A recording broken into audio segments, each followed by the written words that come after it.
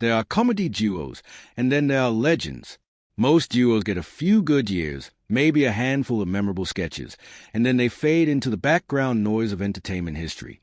But every once in a while, two people collide in such an unlikely, almost cosmically ridiculous way that what they create together doesn't just entertain a generation, it defines one. Cheech Chong and Tommy Chong are exactly that kind of collision. They weren't supposed to happen. Their backgrounds were different. Their paths were winding, and by almost every logical measure, they should never have ended up on the same stage. And yet, here we are, decades later, still talking about them. But here's the thing that most people miss when they talk about Cheech and Chong. They reduce them to the weed jokes. They remember the rolling papers and the red-eyed grins and the slow, hazy punchlines, and they think that's the whole story. It isn't. Not even close. Because underneath the smoke and the laughter is one of the most genuinely fascinating stories in American entertainment history, full of near misses, unexpected talent, bitter fallouts, surprising reinventions, and moments so strange that if you tried to write them as fiction, nobody would believe you. So today, we're going deep. We're going beyond the bong and behind the curtain, past the punchlines and into the real, unfiltered story of two men who accidentally became icons. These are the things you didn't know about Cheech and Chong, and yes, some of them will absolutely blow your mind. Let's start at the very beginning, because the origin story of Cheech and Chong is one of those tales that feels like it was written by someone with a very specific and very weird sense of humor. Richard Anthony Morin, the man the world would come to know simply as Cheech, was born in South Los Angeles in 1946. His father was a police officer, which is already one of the great cosmic ironies of his later career. Growing up in a Mexican-American household in South L.A., Cheech was bright, curious, and not particularly pointed toward comedy. In fact, he enrolled at California State University, Northridge, and was studying pottery. Pottery, the future king of counterculture comedy, was sitting at a clay wheel, dreaming of ceramics. Then the Vietnam War changed everything. Like hundreds of thousands of young American men in the late 1960s, Cheech faced a very real possibility of being drafted and sent overseas to fight in a war that many of his generation viewed with deep suspicion and outright opposition. Rather than wait for that notice to arrive, Cheech made a decision that was either incredibly brave or spectacularly reckless depending on your perspective. He fled to Canada.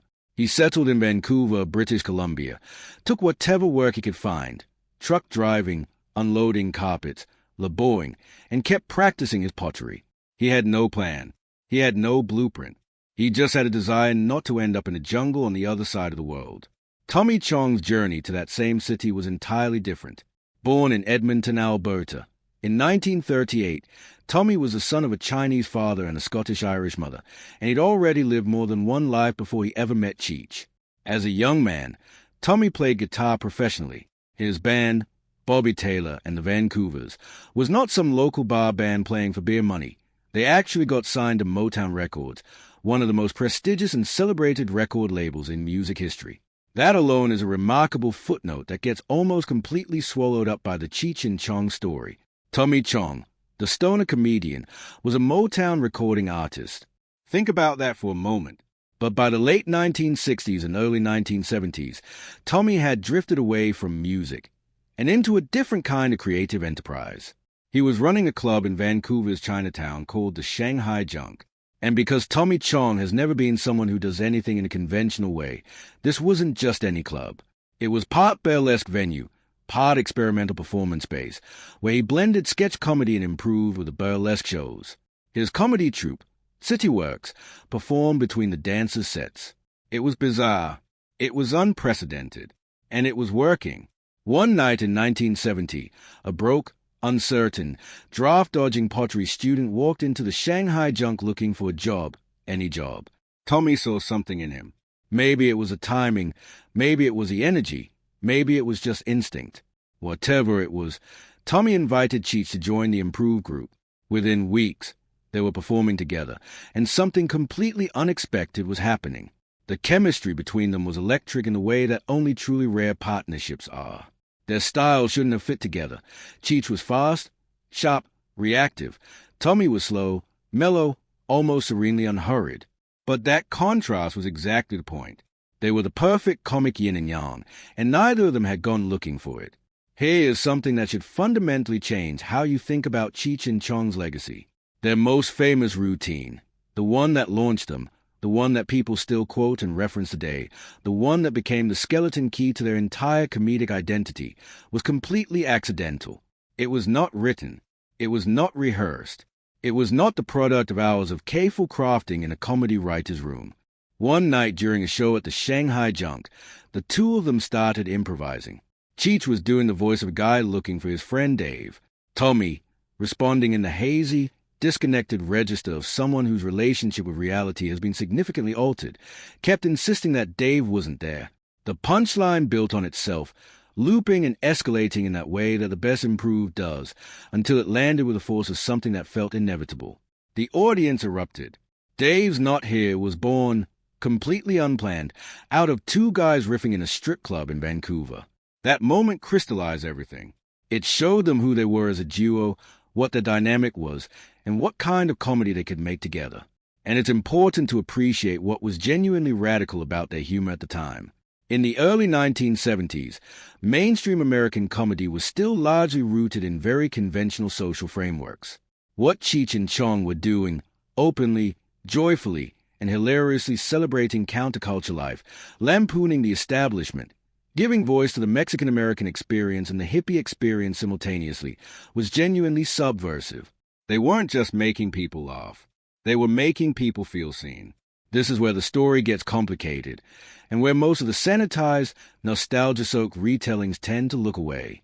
Because the truth about the relationship between Cheech Marin and Tommy Chong is that it was never quite what it looked like from the outside. They were not best friends. They were not brothers in the warm, uncomplicated sense of the word. What they were was something simultaneously more interesting and more painful, two creative forces locked in a productive tension that was also, at times, genuinely destructive. Cheech himself has addressed this with notable candor over the years. He described their bond as being more like siblings and friends, meaning all the loyalty and shared history of family, but also all the friction, competition, and resentment that can build up when two strong personalities are forced into close proximity for an extended period. He used a striking metaphor to describe how their dynamic actually produced their best work. He compared it to the formation of a pearl. The irritation inside the shell, the grit and the friction, the constant low-level tension, that was what created the beauty. It's a generous interpretation, but it's also an honest one. The creative tensions were real and they were specific. While both men contributed to their films, Tommy took the director's chair on the majority of their major movie productions throughout their peak years in the late 1970s and early 1980s. For Cheech, this was more than a professional inconvenience. It felt like a systematic erasure of his contributions, a slow repositioning of himself from equal partner to supporting player in a story he had helped to write. He has been direct about feeling that his creative voice was increasingly marginalized as their film career progressed. Tommy, for his part, has shown considerable self-awareness about this period in retrospect. He has acknowledged that gaining creative control, particularly the authority that comes with directing, changed him in ways that weren't entirely positive. The power became intoxicating, and like many people who find themselves suddenly holding the reins, he found it difficult to share them. He has used the word megalomaniac about his past self, which is a remarkable admission from someone whose public persona has always been so relentlessly easygoing. The final rupture came in 1985.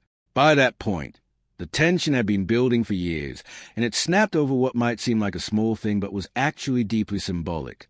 Cheech had written and recorded a song called Born in East L.A., a comic riff on the Bruce Springsteen anthem that came from the heart of his Mexican-American identity. He wanted Tommy to participate.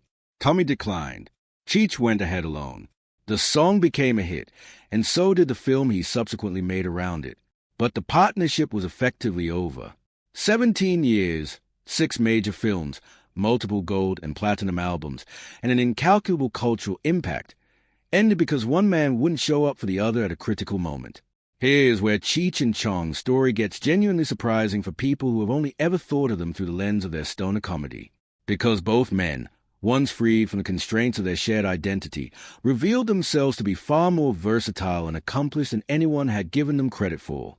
Cheech Marin, in particular, embarked on a second act that stands as one of the more remarkable reinventions in Hollywood history.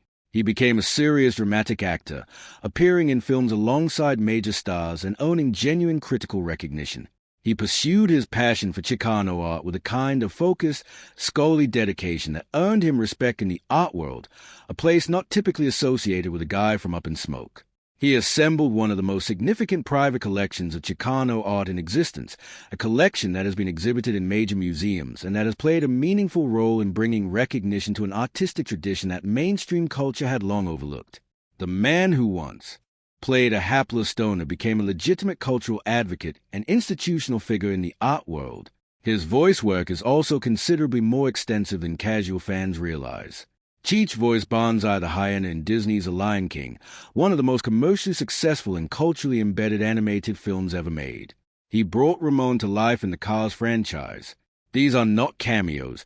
These are fully realized characters in films that have been watched by hundreds of millions of people worldwide.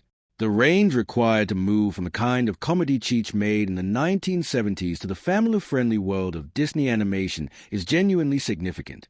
Tommy Chong's path after the split was different but equally revealing. His willingness to play himself, literally and satirically, showed a degree of self-awareness and comedic confidence that many performers never develop. His appearance on South Park, in which he played a fictional version of himself used to skewer the world of alternative medicine and wellness culture, demonstrated that he could engage with sharp, sophisticated satire rather than simply trading on his own mythology. But perhaps the most revealing chapter of Tommy's post-partnership life was a legal ordeal he faced in 2003, when he was arrested and ultimately imprisoned as part of a federal crackdown on his company's sale of glass pipes and bongs.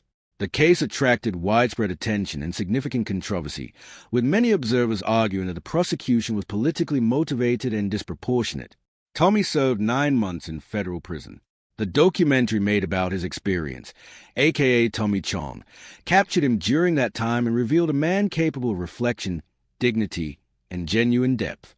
The man who had spent decades playing the ultimate laid-back stoner navigated one of the most serious situations imaginable with remarkable composure.